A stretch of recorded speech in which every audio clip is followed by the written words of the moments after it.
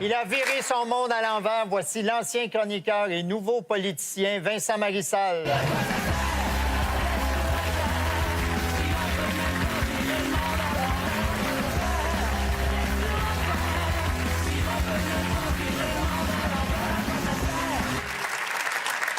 Vincent Marissal, bienvenue à Tout le monde en parle. Bien, merci, merci. On vous a déjà reçu sur ce plateau comme chroniqueur politique au quotidien La Presse. C'est vrai. Où vous avez travaillé pendant une vingtaine d'années. Ce soir, on vous reçoit comme nouveau politicien car vous avez traversé le miroir et vous avez annoncé ceci maintenant. J'ai donc le grand plaisir aujourd'hui de confirmer ma candidature à l'investiture de Québec solidaire dans la circonscription de Rosemont en vue des prochaines élections générales.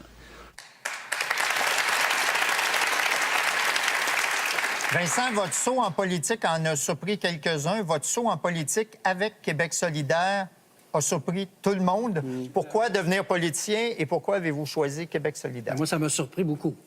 C'est comme si Éric Lapointe nous annonçait qu'il est gay. Là. Il a le doigt, mais c'est surprenant. Non, le makeover n'est pas aussi extrême que ça. En fait, vous êtes peut-être surpris, et Gabriel Nadeau-Dubois l'a dit d'ailleurs cette semaine, on fait des listes quand on s'en va vers une élection, puis on n'a jamais écrit Vincent Marissal sur les listes. Oui, d'ailleurs, il vous regardait comme si vous étiez Dieu le Père. Une apparition. Regardez ça.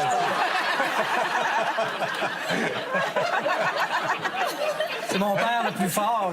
Non, ça c'est de la télé, puis c'est la différence de grandeur. C'est plus ça que ça fait. Alors, pourquoi Québec solidaire? Parce que c'est là que je me retrouve. C'est là que mes valeurs sont les mieux représentées.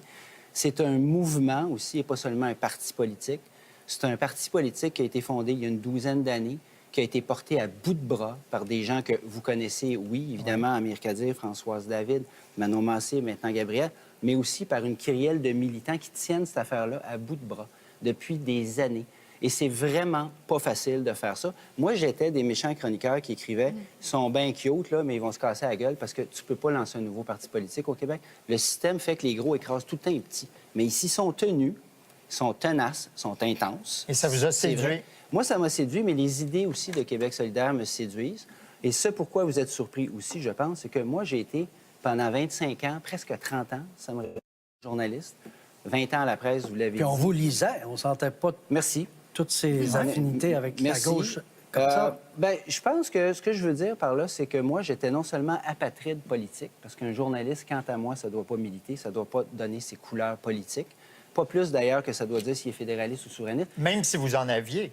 Bien oui, bien sûr. J'ai en moi quelque chose aussi qui est méconnu. C'est que, ah oui, je suis profondément de gauche. Là, tout le monde dit ça se peut pas. C'est un bourgeois qui travaille après, il se peut pas être à gauche. Alors, il y a des espèces de clichés Un comme laquais ça. des Desmarais. Oui, ou autre chose bien pire que j'ai déjà entendu.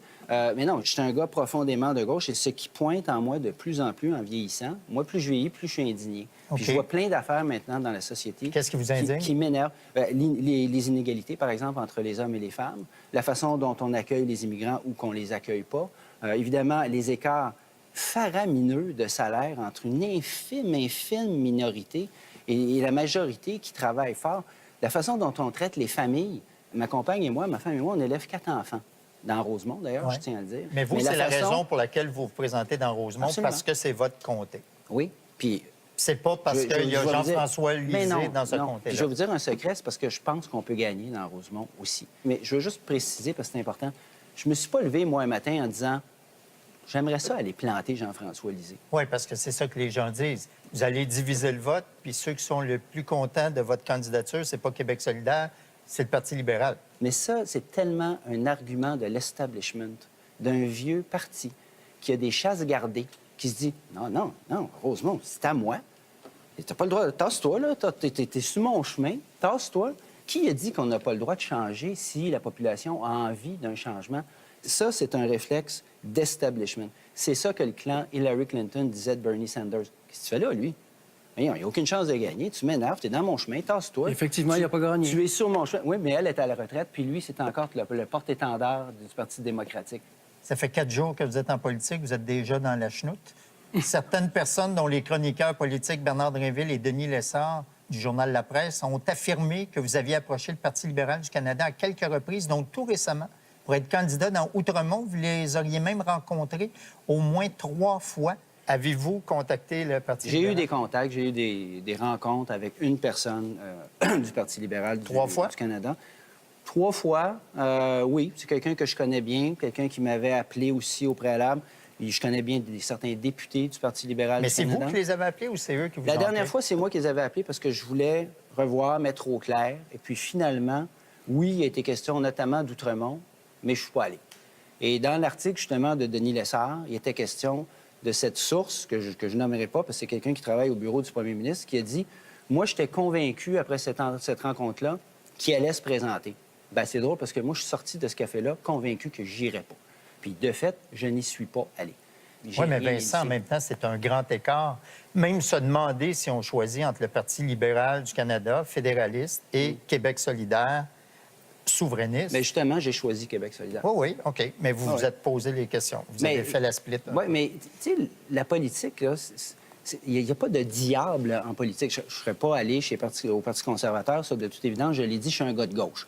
Puis je suis pas en train de dire que le Parti conservateur, c'est le diable, là. Mais il y a une offre... Mais ça ressemblait à ça, quand même.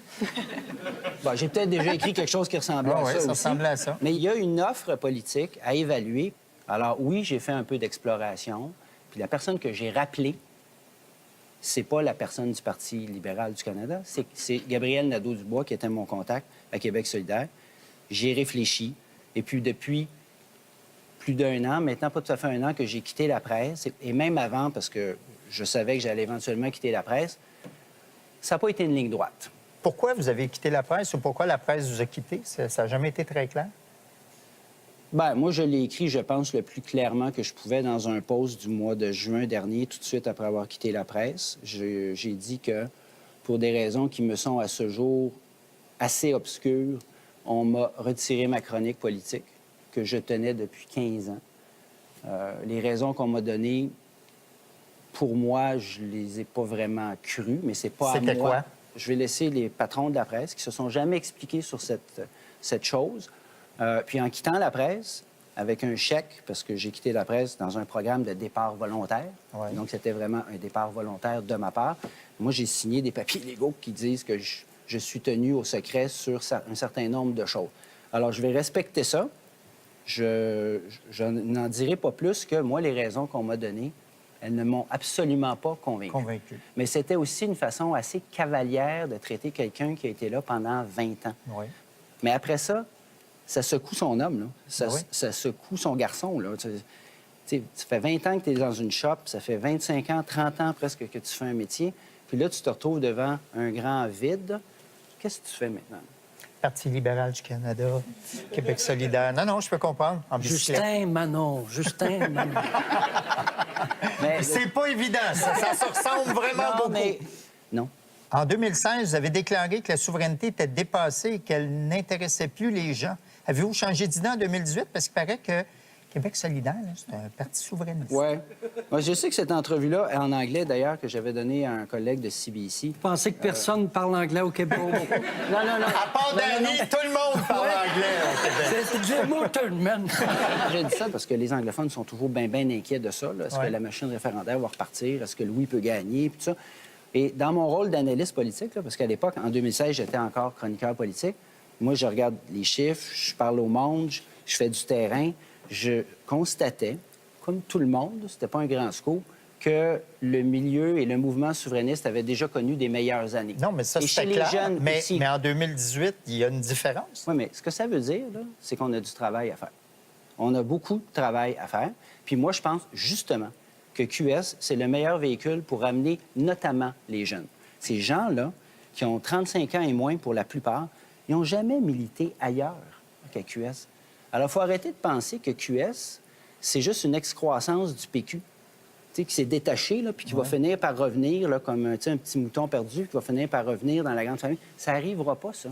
QS a sa propre identité, sa propre vie. Et puis, pour une première fois, depuis longtemps, QS a ses propres moyens. Et on en a des moyens. On va faire une belle campagne, comme les autres, avec des choses différentes que je ne vous annoncerai pas ce soir. Parfait. Mais on va être très créatifs.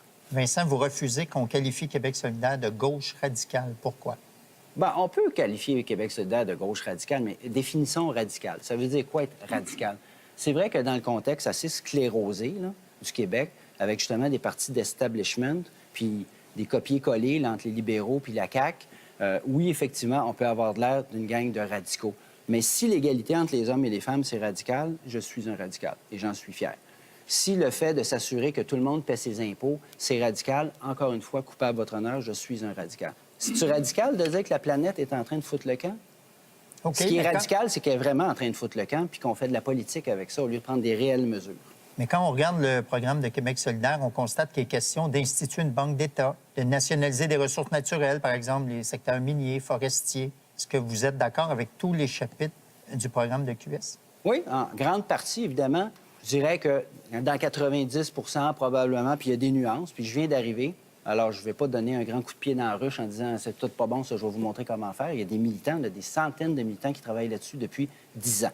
Alors, dans l'ensemble, oui, je suis absolument d'accord. Quant à la Banque d'État, ça a été caricaturé comme souvent ce que QS fait. Il ne s'agit pas de nationaliser tout le secteur bancaire.